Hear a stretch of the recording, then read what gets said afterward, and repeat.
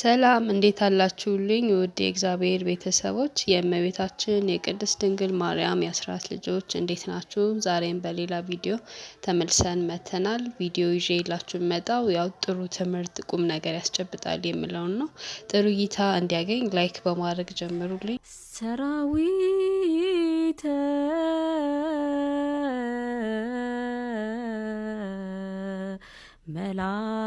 መላእክቲሁ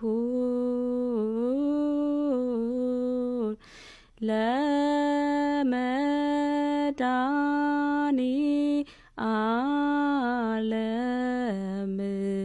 ይቀውሙ ቅድሜሁ ለመዳኒ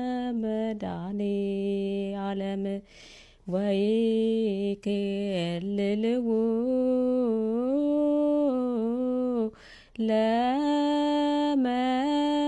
ለመዳኒ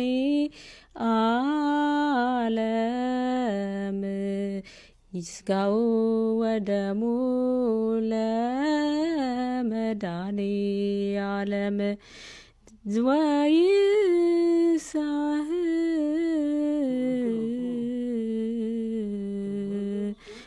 ቅድመ ገጹ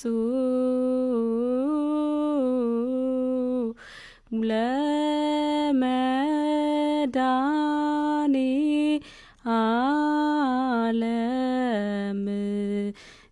በአሜን ዚያሁ ለክርስቶስ ንገኒ።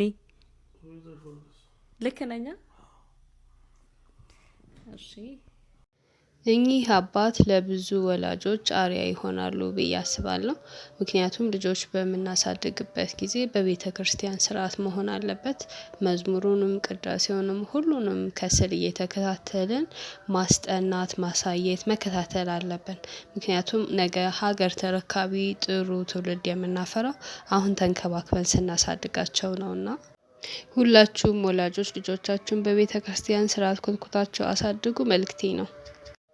እውቀት ያስታበያል፣ ፍቅር ግን ያንጻል። አንደኛ ቆሮንቶስ ምዕራፍ 8 ከቁጥር 1። በዚህ በጣና ገዳማት አንድ ዋሻ ላይ ይጸልዩ የነበሩ አንድ ባህታዊ አሉ። ከኔ ጋር ናችሁ? እግዚአብሔር ከሁላችን ጋር ይሁን እና እኚህ ባህታዊ እንግዲህ ባህታዊ ማለት ለምሳሌ እዚህ ከኔ ጀርባ አበው መነኮሳት ታያላችሁ። መነኮሳት አሉ።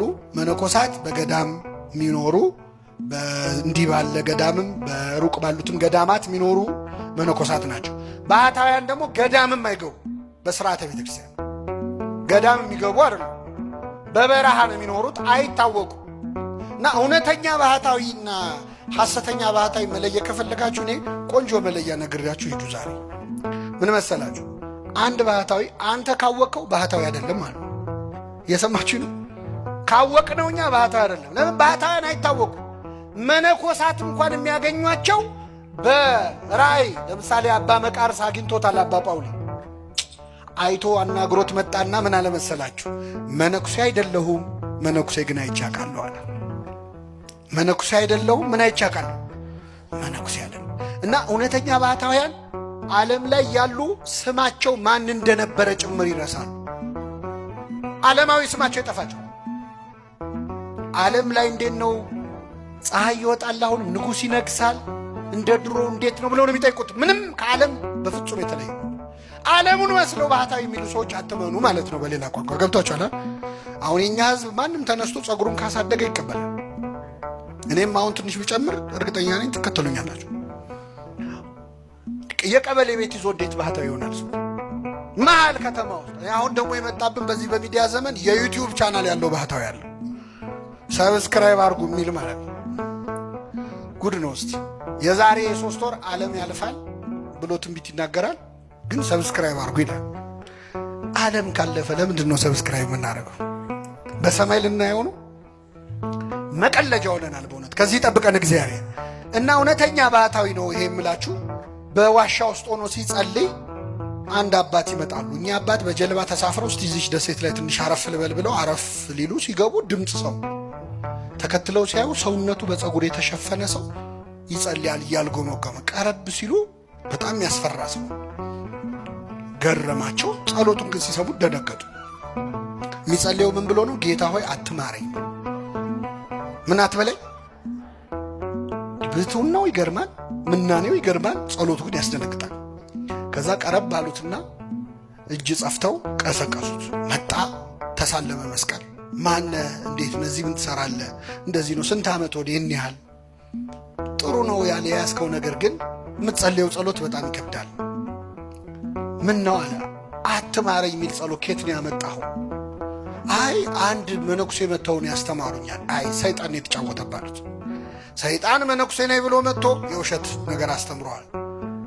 እና ምን ብዬ ልጸልይ አለ። አባታችን ይበላል። አላውቅም አለ። ቅድስና እንጂ እውቀት የለው። አላውቅም አለ።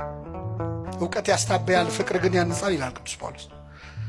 አይገረማቸው። ቁጭ አድርገው እኔ እናንተ የምናውቀውን አቡነ ዘበሰማያት ቁጭ አድርገው አስተማሩት። አባታችን በሰማያት የምትኖር ስምህ ይቀደስ፣ መንግስት ትምጣ። በደንብ አስጠኑት። ከዛ ሲችለው በል በቃ እኔ ልሄድ ነው ብለው ተሰናብተውት በጀልባ ተሳፍረው ሄዱ። ቆሞ ሸኛቸው፣ እጁን እያወዛወዘ በጣም ደስ ብሎት በፍቅር አሁን አዲስ ጸሎት ተምሯል። ሊጸልይ ወደ ዋሻው ተመልሶ ጀመረ ጸሎቱን። አባታችን በሰማያት የምትኖር ስምህ ይቀደስ ብሎ ጠፋበት። ቆይ ልመልሰው። በሰማያት የምትኖር ስምህ ይቀደስ ጠፋበት ቢለው ቢሰራው ቢያል አይ እኚህ ሰውዬ ሳይርቁኝ በፊት ልድረስባቸውና ይንገሩኝ ብሎ ሮጦ ሄዶ ጀልባውን አስቆመና ስምህ ይቀደስ ብሎ ቀጥሎ ምንድን ነው አላቸው። ሮጦ ሄዶ ነው ያልኳቸው። በምን ላይ ነው የሮጠው? አይሰማም። ሲያዩት ውሃ ላይ እየሄደ ነው። እሳቸው ምን ላይ ነው ያሉት? እና ስምህ ይቀደስ ብሎ ምንድን ነው ሲላቸው፣ በሌኔ ወንድም እንደ ድሮ አትማረኝ ብለህ ቀጥል አሉት። እግዚአብሔር ጸሎቱን ሰምቶታል አልሰማውም? ሰምቶታል። ለምንድን ነው የሰማው መሰላችሁ? እግዚአብሔር የሰማው ያለውን ሳይሆን ለማለት የፈለገውን ነው። በንጹህ ልብ ከለመንነው አምላካችን ሁሌም ይሰማናል። ከኛ የሚጠበቀው ልባችንን ንጹህ ማድረግ ብቻ ነው። እግዚአብሔር ለማለት የፈለግነውን ይስማን።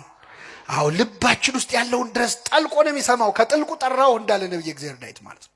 እና ይህ ወንበዴ ጌታ ሆይ በመንግስትህ አስበኝ ባለው ጊዜ ፈጥኖ የመለሰ መድኃኔ ዓለም ክርስቶስ የሁላችንን ጸሎት ፈጥኖ ይስማን። ሀገራችንን ቤተክርስቲያናችንን ሰላም ያድርግልን። የሰማነውን በልቡናችን ጽላት ይጻፍልን። አሜን። መምህራችን ውድ የቻናሌ ቤተሰቦች ለዛሬ የነበረን ቆይታ እዚህ ላይ ተጠናቀዋል። ላይክ እና ሰብስክራይብ በማድረግ አበረታቱኝ። ቀጣይ በሌላ ቪዲዮ እስክንገናኝ ድረስ ቸር ሰንብቱልኝ።